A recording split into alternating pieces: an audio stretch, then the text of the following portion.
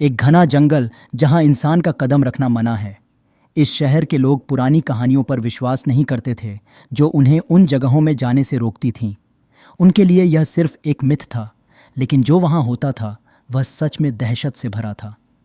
यह कहानी एडवेंचर और मिस्ट्री से भरी थी और शुरू होती है एक चेतावनी से। दुनिया भर में ऐसे कई जगहें हैं जिनके बारे में प्राचीन ग्रंथों में लिखा गया है, जहां जाने की मनाही की गई है। कहते हैं ये जगहें ऐसी चीज़ें छुपाए बैठी हैं जो इंसानी समझ से परे हैं, और जो लोग यह चेतावनी नज़रअंदाज करते हैं अक्सर उन्हें अपनी गलती का एहसास बहुत देर से होता है। अब हम देखते हैं स्कॉट को, एक घबराया हुआ लड़का जो जंगल के बीच वीडियो रिकॉर्ड कर रहा है। उसके हाथ कांप रहे होते हैं। वह बताता है कि वह एक अमेरिकन टूरिस्ट है जो अपने दोस्तों के साथ पनामा के डार्न फॉरेस्ट आया था। गलती से वे लोग जंगल के उस हिस्से में पहुंच गए थे जहां जाना अलाउड नहीं था। अब कोई अजीब चीज़ उनका पीछा कर रही थी। स्कॉट मदद के लिए चीखने ही वाला होता है कि एक भयानक चीख हवा में गूंज उठती है और स्कॉट अपने दोस्तों के साथ बिना किसी निशान के गायब हो जाता है। लेकिन यह सब शुरू कैसे हुआ? स्कॉट और उसकी गर्लफ्रेंड स्टीव अपने दोस्तों के साथ एक वेकेशन पर निकल रहे थे। जब वे दोनों अपनी फ़्लाइट के लिए पैकिंग कर रहे थे, तभी उन्हें एलना का एक वीडियो कॉल आया।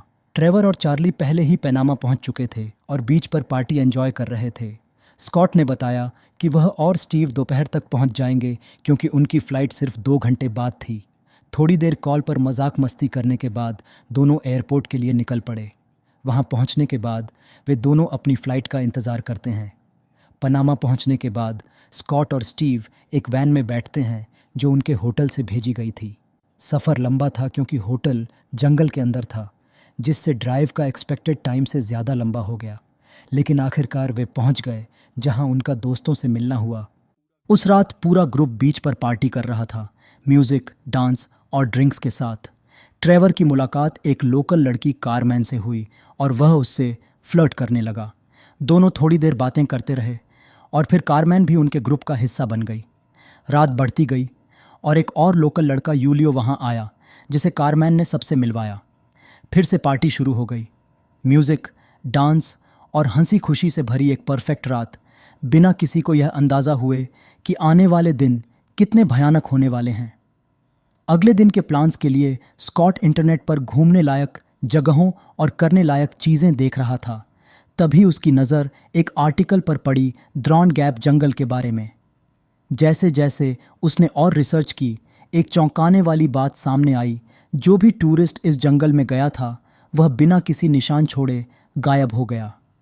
यह जानकर स्कॉट और ज़्यादा क्यूरियस हो गया। उसने और भी रिसर्च की और एक वीडियो मिला।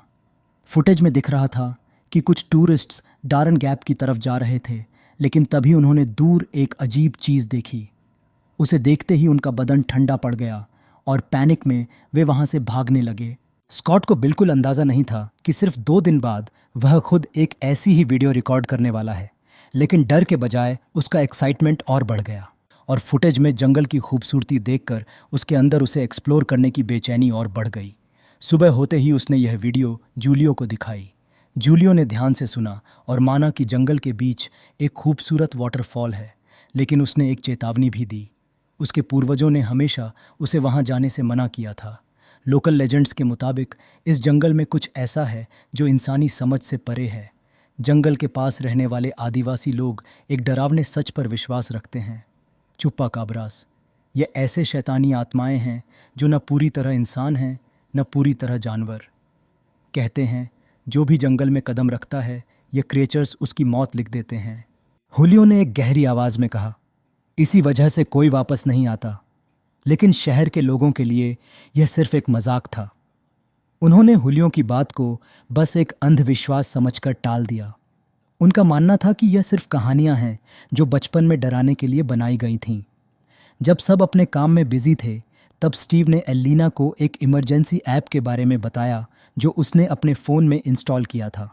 उसने समझाया कि यह ऐप रियल टाइम में वीडियोस और फोटोज़ यूट्यूब और फेसबुक पर अपलोड कर सकती है। सिर्फ इतना ही नहीं, यह कॉन्टैक्ट्स को रिकॉग्नाइज करके उन्हें टैग भी करती है।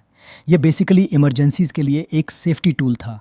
रात होने पर पूरा ग्रुप कैंप फायर के आसपास बैठ गया। हंसी झाक और मस्ती चल रही थी। लेकिन बात आगे बढ़ते बढ़ते एक अलग दिशा में चली गई। अब डिस्कशन जंगल के अंदर गहरे वाटरफॉल तक जाने के बारे में शुरू हो गया। जैसे जैसे बात आगे बढ़ी, एक्साइटमेंट भी बढ़ता गया। जंगल के बीच एक अनजानी जगह को एक्सप्लोर करने का आइडिया सभी को बेहद थ्रिलिंग लग रहा था। लेकिन जैसे ही हलियो ने उनकी बात सुनी, वह घबरा गया। उसने तुरंत उन्हें रोकने की कोशिश की और कहा, तुम लोग वहाँ बिल्कुल नहीं जा सकते। उसने कारमेन से भी कहा कि किसी भी हालत में उन्हें वहाँ ले जाने की गलती ना करें। लेकिन अगली सुबह तक ग्रुप अपना फैसला ले चुका था।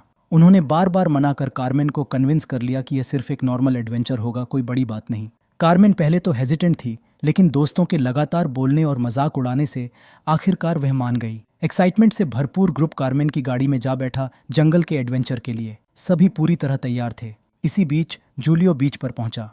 जैसे ही उसे पता चला कि कारमेन टूरिस्ट्स को लेकर दारन गैप जंगल चली गई है, उसके होश उड़ गए। उसने जो भी वार्निंग्स दी थीं, सबको नज़रअंदाज कर दिया गया था। उसके चेहरे पर घबराहट साफ झलक रही थी, मानो उसे पहले ही महसूस हो गया हो कि कुछ बहुत भयानक होने वाला है। एक पल की भी देरी किए बिना उसने अपनी गाड़ी निकाली और फुल स्पीड में जंगल की तरफ निकल पड़ा। उसे किसी भी हालत में उन्हें रोकना था, इससे पहले कि देर हो जाए। लेकिन कारमेन और उसका ग्रुप आखिरकार उस जगह पहुंच गया जहां से घना जंगल शुरू होता था। उसके पार उनकी मंजिल थी, वो शानदार वाटरफॉल जिसे देखने के लिए सब इतने एक्साइटेड थे। लेकिन अब समस्या यह थी कि गाड़ी यहाँ तक ही जा सकती थी। आगे सिर्फ पेड़ों का एक घना जंगल था, मतलब अब उन्हें पैदल ही चलना था। इसी बीच जूलियो बार बार कारमेन को कॉल कर रहा था। उसका दिल तेजी से धड़क रहा था। वह हर तरह से उसे वर्न करना चाह रहा था, लेकिन कारमेन ने हर बार उसका कॉल इग्नोर कर दिया। जब हलियो को समझ आ गया कि वह उसका फ़ोन नहीं उठाने वाली, उसने एक अर्जेंट वॉइस मैसेज भेजा। लेकिन कारमेन को अब किसी वार्निंग की परवाह नहीं थी। वह एडवेंचर के थ्रिल में पूरी तरह खो चुकी थी। हंसते हुए ट्रेवर और ग्रुप के साथ वह बेफिक्र होकर आगे बढ़ती रही। लेकिन उन्हें बिल्कुल एहसास नहीं था कि जंगल के सन्नाटे में अंधेरी परछाइयों के बीच कोई उनकी हर हरकत पर नज़र रखे हुए था। और वही लगभग आधे घंटे चलने के बाद ग्रुप वाटरफॉल तक पहुंच गया। नज़ारा लाजवाब था। एक पल गवाए बिना सब पानी में कूद गए, फोटो क्लिक करते हुए। उन्हें लगा कि यह ट्रिप परफेक्ट होने वाली है। लेकिन जंगल ने अभी अपनी असली शक्ल नहीं दिखाई थी। जंगल के दूसरे हिस्से में हलियो आखिरकार उस जगह पर पहुंच गया। लेकिन जैसे ही अचानक से कुछ तेज उसकी पीठ से टकराया और एक झटका सा उसके पूरे शरीर में दौड़ गया। डर के मारे बिना सोचे समझे वह पलटा और तेज रफ्तार से वापस निकल पड़ा। दरअसल उसका दिल बेकाबू हो चुका था। वहीं वाटरफॉल के पास मजे करने के बाद ट्रेवर और कारमेन ने सोचा कि थोड़ी देर के लिए जंगल के एक शांत हिस्से में घूमा जाए। दोनों साथ बैठे लम्हों का आनंद ले रहे थे, जब अचानक कारमेन को कुछ अजीब महसूस हुआ, जैसे कोई उन्हें देख रहा हो। उसने धीरे से ट्रेवर से यह बात कही। ट्रेवर ने इसे वहम समझा, लेकिन कारमेन को तसल्ली देने के लिए वह आसपास देखने चला गया। वह पेड़ों के बीच खो गया और आसपास नज़रें दौड़ाने लगा। लेकिन समय बीतने के साथ भी जब वह वापस नहीं आया, घबराहट बढ़ने लगी। कारमेन ने उसे आवाज़ दी, लेकिन कोई जवाब नहीं मिला। उसके अंदर एक अजीब सी बेचैनी बढ़ने लगी और उसने खुद ट्रेवर को ढूंढने का फैसला किया। इसी बीच स्कॉट और बाकी लोग अपने कपड़े पहन रहे थे जब अचानक जंगल में एक तेज आवाज़ गूंज उठी, कारमेन की चीख। बिना एक पल गवाए सब आवाज़ की तरफ दौड़ पड़े। उसी वक्त ट्रेवर, जो अब तक जंगल में उसे ढूंढ रहा था, ने भी कारमेन की चीख सुनी और बिना कुछ सोचे समझे घबराहट में वापस भागने लगा। रास्ते में चलते हुए ट्रेवर की नज़र अचानक ज़मीन पर पड़ी। वहाँ कुछ था, कारमेन का ब्रेसलेट। उसका दिल ज़ोरों से धड़कने लगा। उसने कांपते हाथों से ब्रेसलेट उठाया और घबराहट के साथ आगे बढ़ा। दूसरों तक पहुंचते ही उसने ब्रेसलेट दिखाया और हाँफती हुई आवाज़ में कहा, कारमेन गायब हो चुकी है। यह सुनकर सबके चेहरे पर डर की परछाइयाँ साफ झलकने लगीं। उन्होंने तुरंत कारमेन का नाम पुकारना शुरू किया और आसपास की हर जगह तलाश करने लगे। लेकिन समय बीतता गया और उसका कोई सुराग नहीं मिला। धीरे धीरे उन्हें समझ आने लगा कि कुछ तो बहुत गलत हो रहा है। स्कॉट ने अपना फ़ोन निकाला, होटल से मदद के लिए कॉल करना चाहा, लेकिन सिग्नल नहीं था। उसने हिम्मत नहीं हारी। उसने सोचा शायद ऊपर जाने से नेटवर्क मिल सके।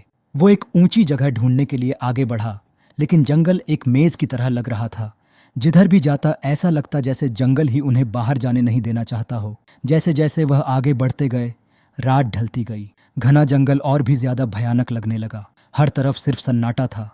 एक अजीब सी बेचैनी हवा में घुली हुई थी। लेकिन जब लगा कि इससे ज़्यादा बुरा और क्या हो सकता है, तभी झाड़ियों में कुछ हिलता हुआ दिखाई दिया। वह वहीं था जिसके बारे में जूलियो ने वर्णन किया था। उसकी चमकती आंखें अंधेरे में उन्हें घूर रही थीं। पूरे ग्रुप के बीच एक ठंडी दहशत की लहर दौड़ गई। दिल की धड़कन तेज हो गई और बिना सोचे समझे सब अलग अलग दिशाओं में भागने लगे। अंधेरे में बिना कोई रास्ता देखे वे बस भागते ही गए। इस अफरा तफरी में सब एक दूसरे से अलग हो गए। जंगल की गहराइयों में उनकी घबराहट भरी चीखें गूंज रही थीं, लेकिन कोई किसी को दिख नहीं रहा था। ट्रेवर और एलिना रुके और अपनी सांस संभाली ही थी, तभी एक खौफनाक चीख सुनाई देती है। यह चार्ली की आवाज़ थी। बिना एक पल सोचे दोनों आवाज का पीछा करने लगे, लेकिन जो उन्होंने देखा उसने उनके पैरों तले जमीन हिला दी। चार्ली जमीन पर बेजान पड़ा था। उसका पूरा शरीर खून में डूबा हुआ था। गहरे कट्स उसकी त्वचा को चीर चुके थे। डर उनके अंदर फैल गया। बिना एक पल गवाए दोनों पलटे और जितनी तेज भाग सकते थे स्कॉट और स्टीव के पास लौट आए। सांस फूलती जा रही थी, लेकिन उन्होंने जो देखा था वह जल्दी से बता दिया। सच्चाई समझने में उन्हें ज्यादा वक्त नहीं लगा। जूलियो सही कह रहा था। ये तार इस जंगल में सच में कुछ था। स्कॉट का गुस्सा ट्रेवर पर फूट पड़ा। स्कॉट चिल्लाया, यह सब तेरी वजह से हुआ है। स्कॉट का गुस्सा इतना बढ़ गया कि उसने ट्रेवर को जोर से धक्का दे दिया। ट्रेवर भी गुस्से से कांप रहा था। उसने भी स्कॉट को वापस धक्का दिया। दोनों एक दूसरे पर टूट पड़ने वाले थे कि एलना और स्टीव बीच में आ गए। एलना चीख कर बोली, अगर जिंदा बचना है तो मिलकर सोचना होगा, वरना यह जंगल हमें जीने नहीं देगा। मदद ढूंढने के लिए ग्रुप ने ऊंचाई वाली जगह तलाश करनी शुरू की। यह सफ़र ख़त्म होने का नाम ही नहीं ले रहा था, लेकिन बहुत देर बाद एक जगह मिली जहां उनके फ़ोन पर हल्का सा सिग्नल दिखाई दिया। बिना वक्त गवाए स्कॉट ने तुरंत अपना फ़ोन निकाला और रिकॉर्ड करना शुरू किया। उसकी आवाज़ कांप रही थी। हम पैनामा के जंगल में फंसे हुए हैं। यहाँ कुछ है जो हमें मार रहा है। प्लीज़ रेस्क्यू टीम भेजो। हमारे पास ज़्यादा वक्त नहीं है। मैसेज जाने की देर थी कि अचानक एक भयानक चीख ने सन्नाटा तोड़ दिया। यह ट्रेवर था। स्कॉट और लड़कियां तुरंत उसकी आवाज़ की तरफ भागे। उनका दिल तेज़ी से धड़क रहा था। जब वह ट्रेवर तक पहुंचे तो देखा वह ज़मीन पर पड़ा था, घायल और हिलने की कोशिश कर रहा था, लेकिन उसका शरीर जवाब दे रहा था। जैसे ही स्कॉट ट्रेवर की मदद के लिए आगे बढ़ा, उसके पीछे काली परछाई उभरी। अंधेरे में से वह डरावनी चीज़ सामने आई, बड़ी और भयानक। उसके तेज पंजे ट्रेवर के शरीर में घुस गए। एक झटके में उसे जंगल के अंदर घसीट लिया। ट्रेवर की तेज चीखें हवा में गूंज रही थीं, लेकिन स्कॉट और बाकी लोग बस देखते रह गए। स्कॉट का दिमाग शून्य हो गया था, लेकिन ट्रेवर की आखिरी चीख सन्नाटे में खो गई। तब उसका अंदर का डर एकदम जाग गया। उसने सिर्फ एक चीज़ सोची, और वो था कुछ भी करके जीना है। उसकी सांसें चढ़ रही थीं, पैर डगमगा रहे थे, लेकिन वह बिना सोचे समझे जंगल के अंदर भागता रहा। घने पेड़ों और झाड़ियों के बीच से गुजरता हुआ एक अंधेरी गुफा तक पहुंच गया। उसने बिना सोचे गुफा के अंदर कदम रखा, लेकिन जैसे ही उसने अंदर देखा उसकी सांसें अटक गईं। सामने वही क्रचर खड़ा हुआ था। गुफा के अंदर एक भयानक आवाज़ गूंज रही थी, जैसे हड्डियां तोड़ने और मांस चबाने की आवाज़ हो। वह क्रचर खुद को ही खाने में लगा था। एक अजीब सी आवाज़ से पूरी गुफा भर चुकी थी। स्कॉट का शरीर एकदम जम गया। धीरे धीरे बिना आवाज़ किए उसने पीछे हटना शुरू किया। उसे यह जगह तुरंत छोड़नी थी, इससे पहले कि वह क्रचर उसे महसूस कर ले। अपनी सांसें दबाकर एक भी आवाज़ के बिना स्कॉट धीरे धीरे गुफा से बाहर निकला और फिर बिना एक पल गवाए एलना और स्टीव को ढूंढने के लिए दौड़ पड़ा। इसी बीच होलियो सुरक्षित शहर लौट चुका था। गाड़ी के अंदर बैठा सांस लेने की कोशिश कर रहा था, लेकिन तभी उसका फ़ोन वाइब्रेट हुआ। जब उसने स्क्रीन देखी तो पता चला यह स्कॉट का इमरजेंसी वीडियो था। होलियो ने वीडियो प्ले किया और उसके चेहरे का रंग उड़ गया। स्कॉट की कपकपाती आवाज़ मदद की भीख मांग रही थी। वह फंसा हुआ था और जंगल में कुछ था जो सबको मार रहा था। जूलियो की सबसे बुरी आशंका सच हो चुकी थी। एक पल भी ना गवाते हुए वह सीधा अपने अंकल के पास दौड़ गया, जो उसकी लोकल कम्युनिटी का एक इज्जतदार बुजुर्ग था। होलियो ने बिना देर किए वीडियो अपने अंकल को दिखाया और सारी बातें बता दीं। जो कुछ भी जंगल में हुआ था उसका अंकल एक पल के लिए चुप रहा, लेकिन उसके चेहरे पर गंभीरता साफ दिख रही थी। उसे तुरंत समझ आ गया कि बात कितनी ज़्यादा बिगड़ चुकी है। सुबह होते होते स्कॉट का वीडियो वायरल हो गया। पूरे यूनाइटेड स्टेट्स और पैनामा के न्यूज़ चैनल्स पर यह स्टोरी छा गई। अथॉरिटीज़ ने बिना देरी किए तुरंत एक्शन लिया। दोनों देश की सरकार ने मिलकर एक इमरजेंसी रेस्क्यू मिशन लॉन्च किया। एक मिलिट्री सर्च टीम भेजी गई। हेलीकॉप्टर्स हवा में तलाशी लेने लगे और सोल्जर्स जंगल के अंदर तक ढूंढने लगे। जंगल घना था, लेकिन मिलिट्री टीम एक एक कोने को छान रही थी। स्कॉट, स्टीव और एलना एक जगह छिपे हुए थे, बहुत थके हुए, भूखे और डर के मारे हिल नहीं पा रहे थे। लेकिन तभी आसमान से एक हेलीकॉप्टर की आवाज आई। उनके दिलों में उम्मीद जाग गई, मदद आ चुकी थी। अब वह इस मौत के जंगल से बाहर जा सकते थे। वे एक खुली जगह की तरफ भागे, अपने हाथ हवा में हिलाते हुए मदद के लिए पुकारने लगे। लेकिन जैसे ही उन्होंने ऐसा किया, स्टीव चिल्लाते हुए गिर गई। दर्द से कराह रही थी, उसकी टांग बुरी तरह चोटिल हो चुकी थी। स्कॉट तुरंत उसके पास गया और जल्दी से एक पट्टी बांध दी ताकि खून रुक सके।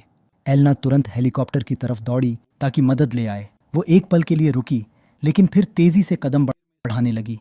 इतनी देर में स्कॉट ने ध्यान से स्टीव को अपनी पीठ पर उठाया और उसे सुरक्षित जगह ले जाने लगा।